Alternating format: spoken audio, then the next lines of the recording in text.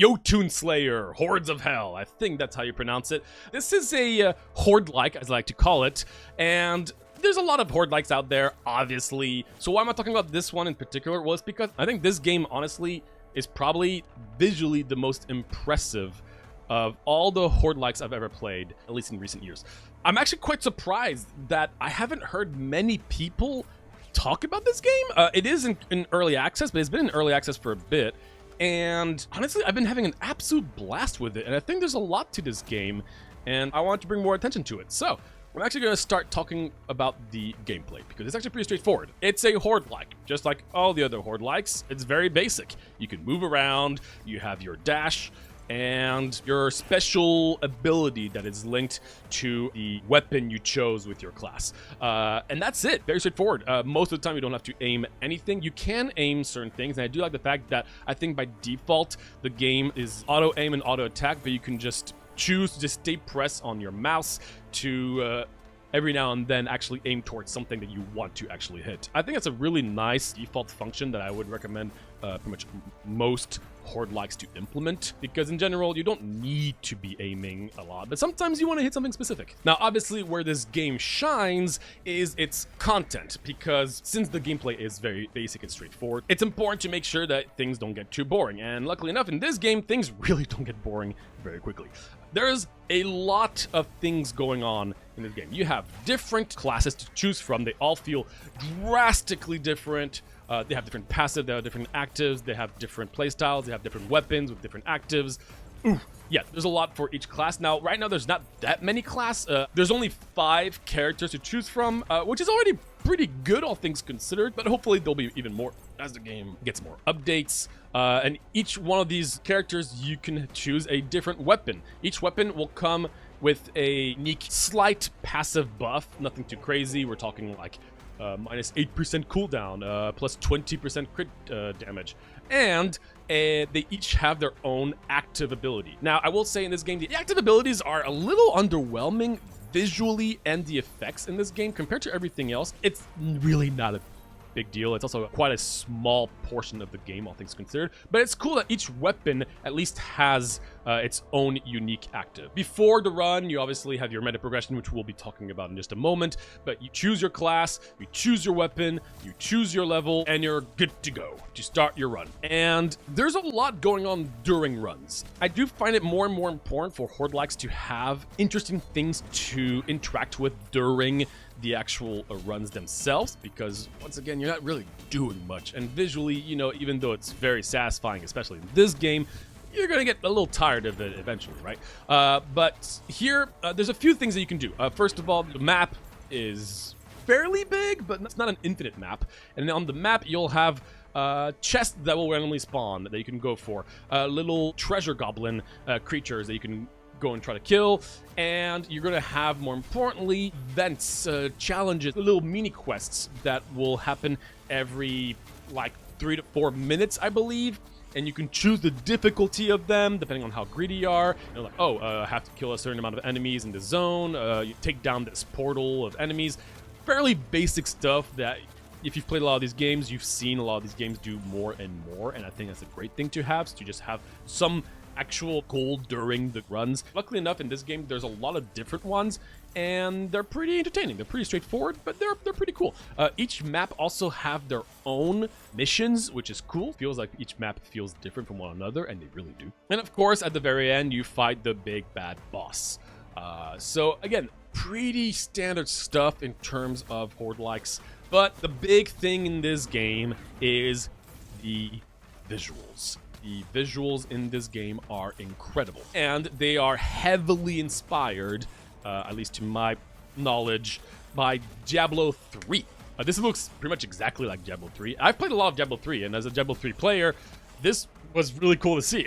I mean, a lot of the enemy design, even the level design, some levels really look very similar to Diablo 3. Some bosses are almost too close to Diablo, in my opinion, but it looks awesome, and therefore chaos is really, really satisfying. This genre is all about chaos and visual satisfaction, so you're gonna get plenty of that in this game, and let me tell you, it is satisfying, especially since the abilities that you get that you'll be finding that you can upgrade.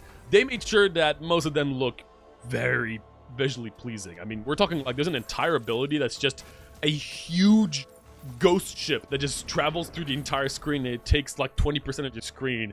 And that's an ability that you can have that you can constantly do, or a massive kraken. Like, these things are just so cool to see.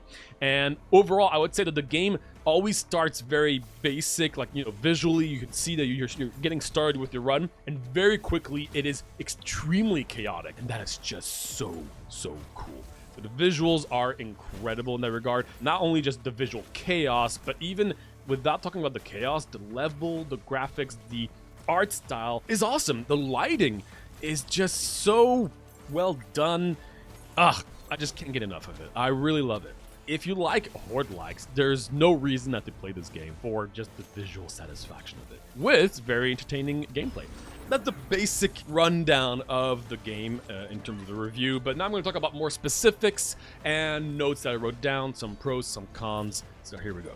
While the game is in early access, one thing that I noticed that they did do a little bit, and I think they're going to continue doing, that I really like, are weekly events. When I started playing this game, there was this little weekly event that was just time sensitive, where every run, some random goblins would spawn, and if you kill a certain amount of goblins before the event ends, you get unique skins or unique weapons. That's really cool. That's one way to keep your audience engaged with a game like this. And I thought it was a really cool idea to add some, even though it's not a multiplayer game, it was just really cool to just have something unique to come back to, something that you don't see very often. And it's hard to do naturally, because you have to then, you know, yourself as a developer, make sure that you're keeping up with the game itself outside of just updates. But that was a nice little thing that I don't see very often. Okay, I'm going to talk about the meta progression as a whole, because I think the meta progression has some really cool things and some other things that I wish could potentially be adjusted. The game heavily relies on meta progression. You have this massive skill tree. I mean, if you just look right here, this is a skill tree for one of the 5 classes, and then there's the God tab that also has all these different tabs. All of these are different skill trees that you can all individually level up. That's crazy. So there's a lot going on here, and naturally that means that when you're going to start playing the game, you're going to be really weak. But I think the pacing is done very well. You quickly gain skill points that you can use, so you're always going to be able to come back to the home screen and just feel stronger. And that's really cool. Not to mention, you're going to slowly unlock more gods and more classes. You're not offered everything at first, and you're also going to be unlocking new levels. I didn't really talk specifically about the different levels, but you can imagine each level feels drastically different and are really cool to see one another, because they all have their own events, their own enemy type, their own little stage hazards, and of course their own final boss. So it's very exciting to start playing this game because of the pacing. There's a lot to unlock, and there's a lot to look forward to. And even after I've played maybe like 20 hours of this game, I'm still always really excited to see all of the evolved abilities. So in this game, just like a lot of games out there, you can only have a certain amount of attacks, right? The attack upgrades. You can find only 5 abilities throughout your run. The rest is going to be passives. And these abilities, there's a ton of different ones depending on which god you want to go for. But you can also evolve them if you level them up high enough. For instance, here on Thor, on this page right here, you can see that I have the Ball of Lightning, which is an ability that you can find randomly in your run. I actually bought the upgrade to be able to evolve it. And when it evolves, it now is a large ball of lightning that moves randomly and also hits things in its path with chain lightnings, which is not the case without the evolve. Another one here that is really cool, again, is the boat that I was talking about. This one, once evolved, now you'll also have little ghostly sailors shooting arrows from that. That by itself is really what keeps me going and wanting to come back to this game, is to see all of these evolved abilities in action, because you can't really see all of them very quickly. It takes forever to unlock a bunch of them and to see them in action. It's just really cool, and with the really engaging visuals, it's something I always look forward to. So I love joy of having a bunch of evolved abilities by the end of your run. Oh my goodness. In this game, it is more satisfying than any other Horde-like I've played in recent years. Now, that being said, while we're in the subject of the skill tree stuff, there's one thing that I kind of struggle with here, and that is the fact that depending on the character you're playing and depending on the abilities that you want to evolve, you're going to want to come back here every single run and reset all your skills depending on which character you're playing. So here, the Warden that I have a bunch of points put into it, these passives right there aren't active if you play another character. So it's useless to have these active if you're not playing this character, but you have to spend an equal amount of points on them. Basically, right now, if I get rid of these points right here, I get more points to put somewhere else. So I don't know why each character can't just have their own points, because every single run, if I'm going to play another character, I have to reset all of these points right here. Boom, gets 47 points, go to another character I want to play, put these back, and then I can start my run with this new character, which just makes no sense to me, or at least have presets.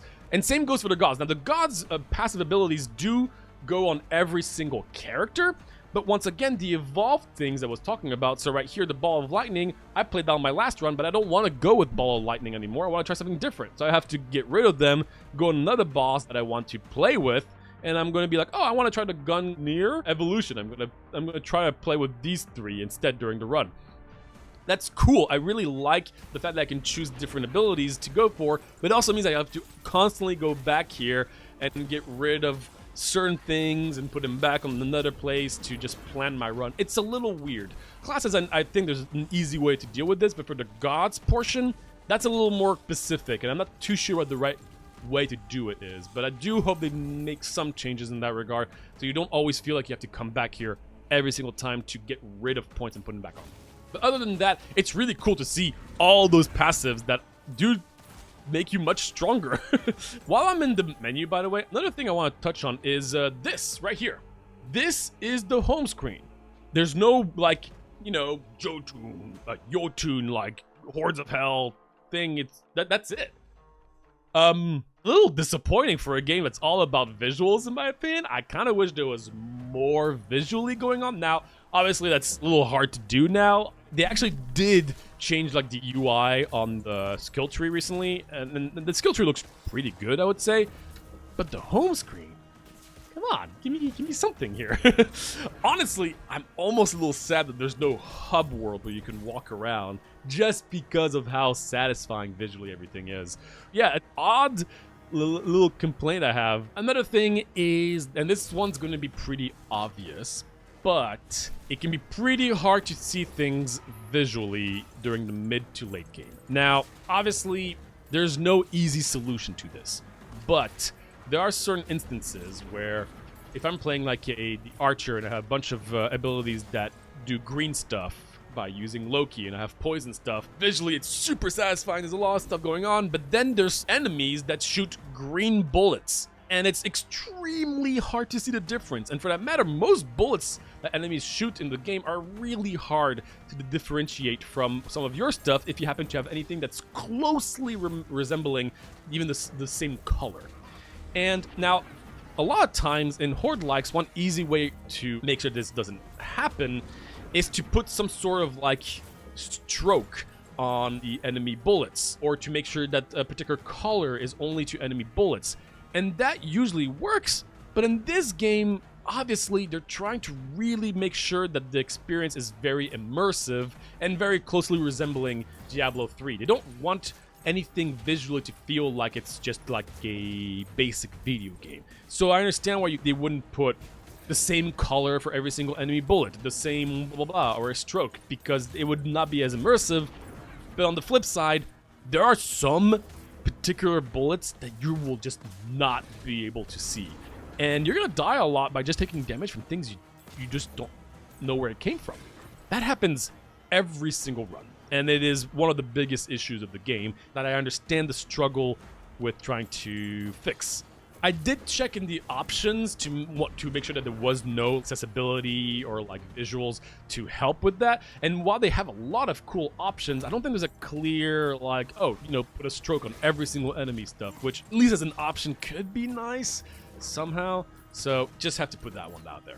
Another thing is you're going to be finding a lot of different gods. Obviously, they all have their different abilities, and all the attacks they have are very specific to the god themselves, right? Like Thor is going to have a lot of lightning hammers, blah, blah, blah. But they also come with their own passives. Now, I want to say the upgrades that you find throughout the runs are really cool. A lot of them are not just simple number adjustment. They also have a lot of mechanical stuff, and it's really, really enjoyable to level up.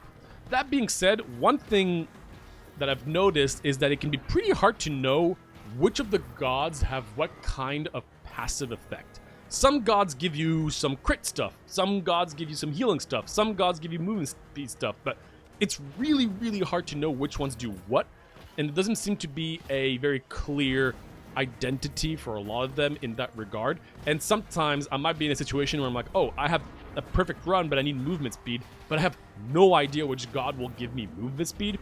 So I wish there was a better way of just knowing what they can give you. Now, I'm sure you could just look it up all the time, but I wish there was an easier way of knowing while you're in the action of things and just you're looking for something specific, right? Leveling up, which occurs very frequently, even in late game, all these abilities are really, really cool.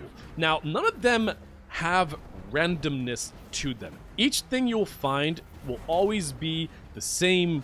There's no rarity, so they're all the same every single time, and the numbers are always going to be the same. So basically, you can kind of plan ahead your run from the very start, which is a pro and a con in my eyes. I like having randomness in having a luck factor where like, ooh, this ability is usually 20%, but I got the rare version, so it's 25%.